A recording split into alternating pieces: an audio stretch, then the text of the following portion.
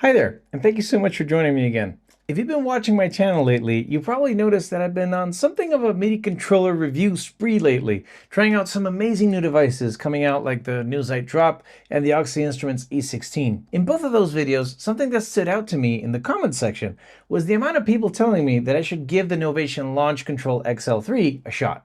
Well, here it is.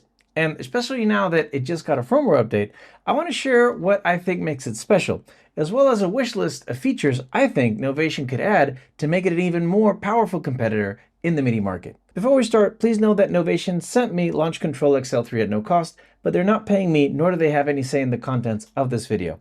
This video does have a sponsor, the good folks at Sweetwater, but more on them a bit later. Okay, so if you're completely unfamiliar with the Launch Control XL, it is the third generation of Novation's MIDI parameter controller, which changes and improves upon its predecessors in a few very important ways, especially for those of us who don't like being plugged into a computer. See, this thing is pre-programmed to just plug into a DAW like Ableton, and it's already mapped out up the wazoo, so you don't have to spend any time configuring anything if you don't want to. However, if you're like me and prefer the hardware route, the previous generations had a very big caveat. They only had MIDI through USB, so you'd have to get an additional box to be able to use it with 5-pin MIDI devices. Thankfully, this new version comes with 2 fully fledged 5-pin MIDI outs, as well as 1 MIDI in, making it a much better option for a hardware rig than its predecessors. One of my favorite things in Update 1.1 is that you can now send MIDI from your computer through the 2 MIDI outs, effectively making it a great bridge between your DAW and older hardware that doesn't support USB MIDI, like my beloved Octatrack here. That means that I can sequence a melody on Ableton on a MIDI clip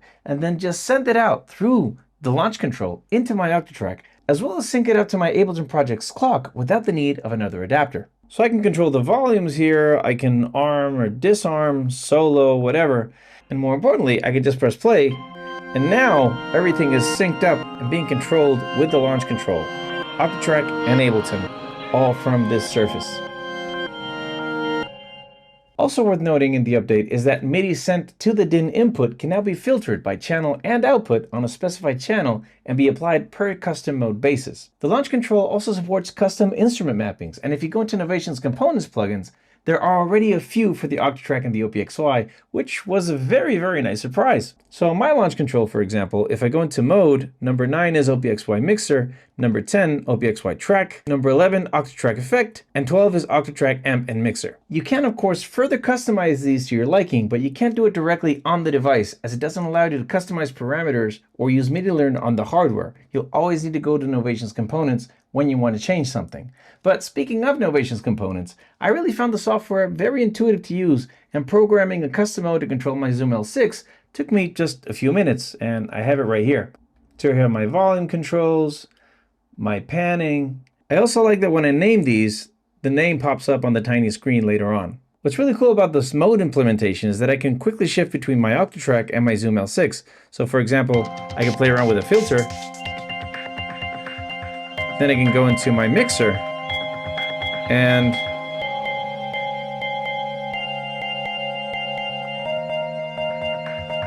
I can bring those in slowly. I can also play with my pans.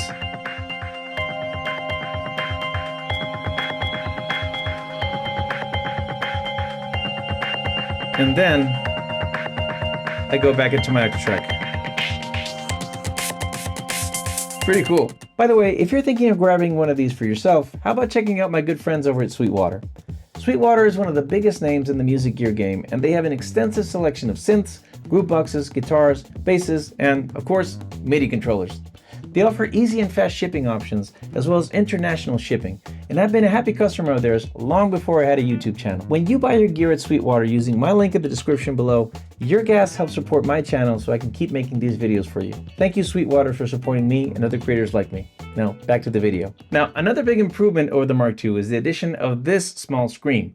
It's tiny, but very functional, and it gives you essential information like the name and the value of the parameter that you're changing. Now, if you hold down Shift and change a parameter, it'll tell you the name of the parameter without actually modifying the value, which is very useful. Now in Firmware 1.1, that also applies to the faders, which I know lots of you are going to appreciate. Other quality of life additions in Firmware 1.1 include being able to customize the encoder acceleration or sensitivity curves to slow, medium, and fast, and having a pickup mode where the value only changes once you go through the current value. That for me is a huge improvement over the jump mode, where when as soon as you touch a knob or fader, the parameter would quickly change the hardware control value and could really mess up what you were doing. So if you go in here, you can just change those settings.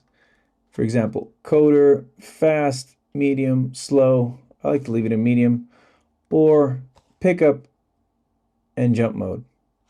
The Novation button right here is still a very big mystery, and as of the day of this recording, it doesn't do anything except build up my anxiety for the next update. Although this update is a big step in the right direction for the launch control, there are still a few things missing here that I think could really level up their game. Nothing too fancy, like grouping of encoders or jump or drop features of the bigger and way more expensive controllers like the drop, but small things, like for example, allowing for a bipolar mode on the encoders. That would be great when assigning panning to the encoders, and I think that having the LED turn off in the middle position and then get bright and brighter as you move to the extremes of the sides might make not having a center position détente less of an issue. Aside from that, maybe turning the encoder while pressing the mode button could make them increase and decrease to absolute, middle, and zero values. Kind of like on the Electron boxes when you press function and you go from extreme left, middle, and extreme right. That would make it easier to find the middle point of the encoder quickly. Something that I'd really love to see being added to the component software is being able to assign a default or home value for all parameters.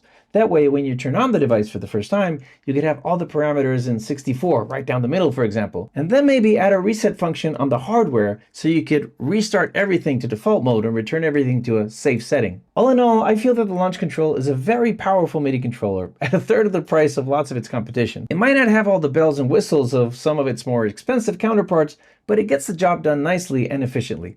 As always, thank you so much for watching. I hope you found this video useful, or at least entertaining. Have a great week. I'll see you next time.